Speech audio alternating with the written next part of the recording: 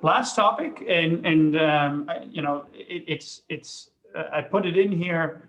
It is also a little bit tied to the operating model, but I think what's always important when you acquire and you bring it in is trying to see where are the win-wins and achieving synergies. This could be also applied to general M&A.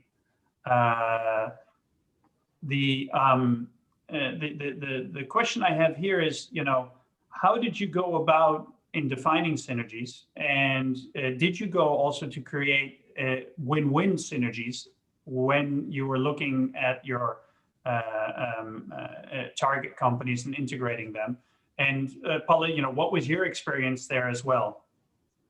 In terms of win-win, yeah. A win for the startup and a win for the parent company. So,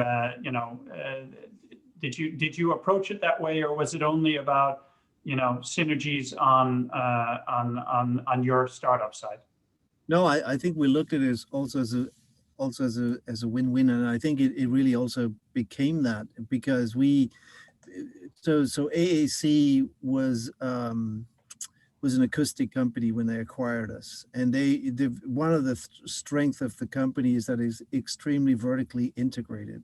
So they had tooling capabilities, injection molding, all kinds of technologies in house, and those were at the level of precision level of acoustic components.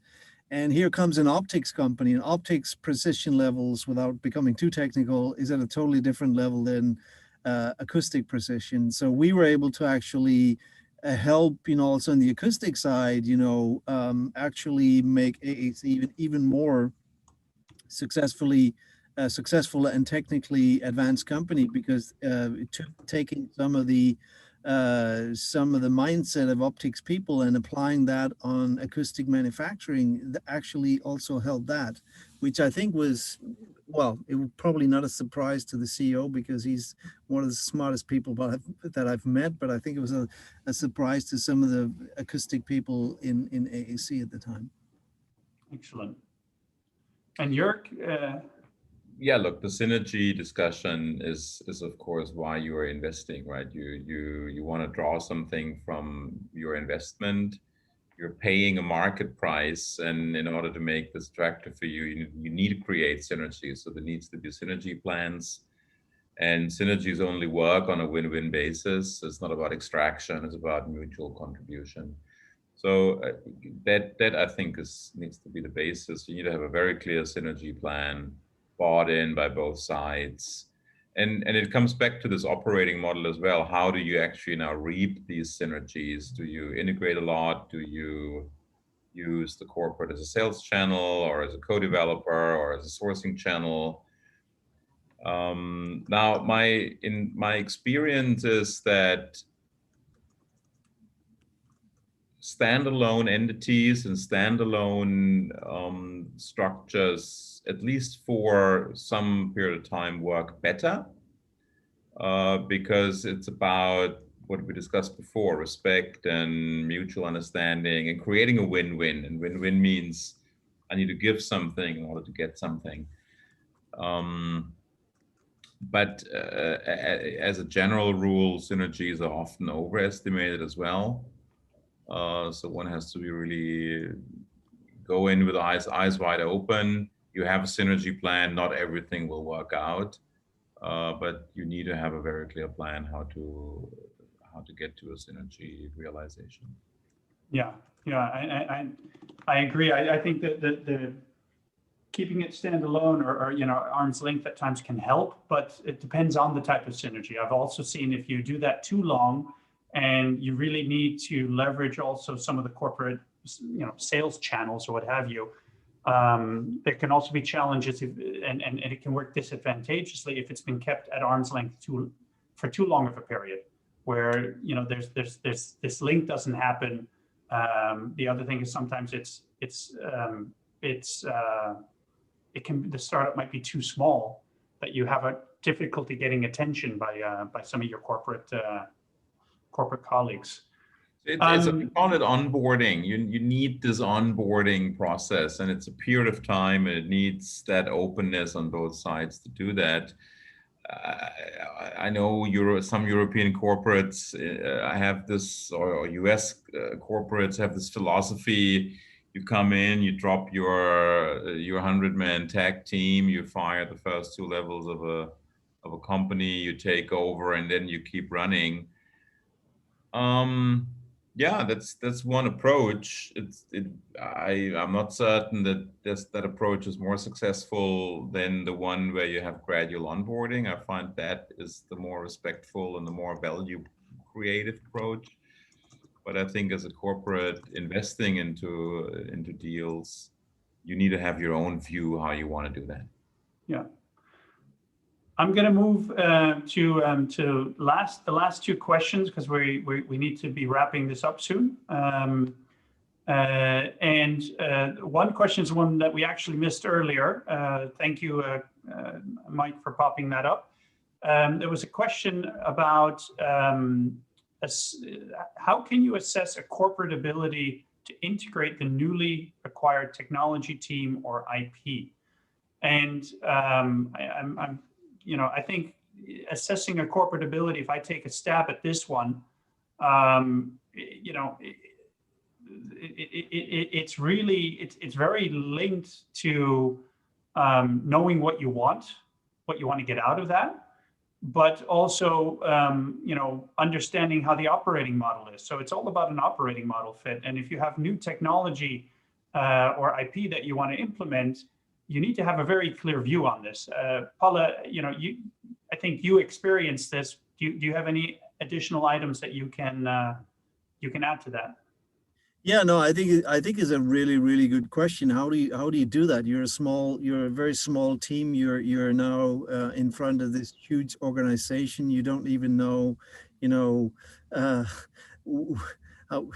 don't even know, the levels in the organization, how it's structured, everything, and how do you then start reverse due diligence, if you will.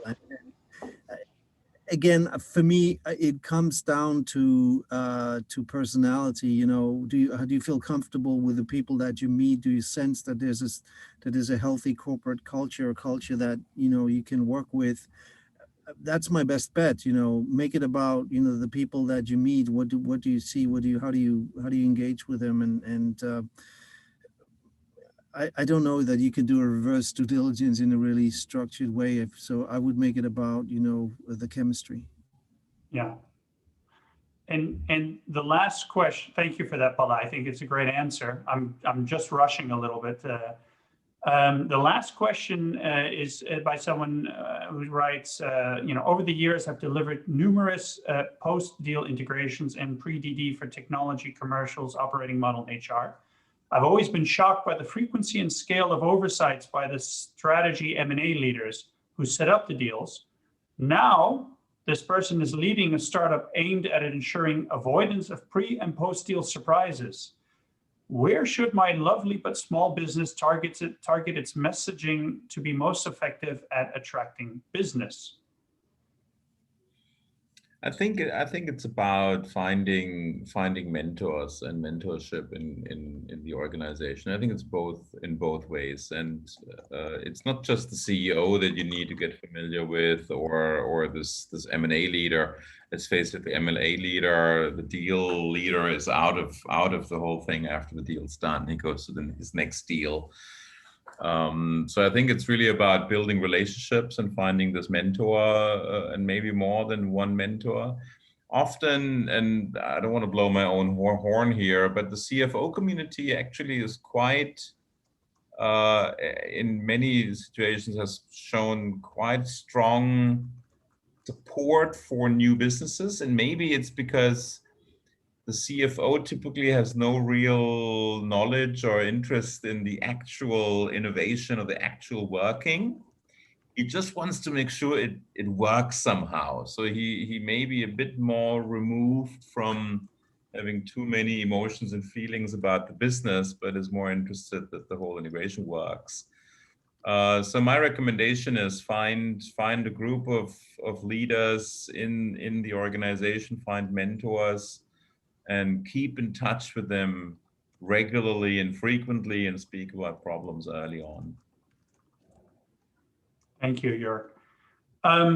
We've come to an end of the time. I think the last thing, I want to thank you, Palle and Jörg, for your time and the great conversation. I hope our viewers also enjoyed it. Thank you, viewers, for being here. And I'd like to bring the attention to the next webinar in our series. It will be Friday, April 9th at 12 p.m. Central European Time, 15:30 p.m. Indian Standard Time, and 6 p.m. Hong Kong time. The theme will be innovative M&A options for corporates. If you have any questions that you'd like to address to us or to the participants, you can always contact us via the email innovation@10x2.com. Thank you, everyone. Stay safe, stay healthy, and have a great Friday and a great weekend. Take care, guys. Thank you very and much. ladies. Thank you. Thanks, Karim. Bye. Thanks, Palle. Thank Nice you.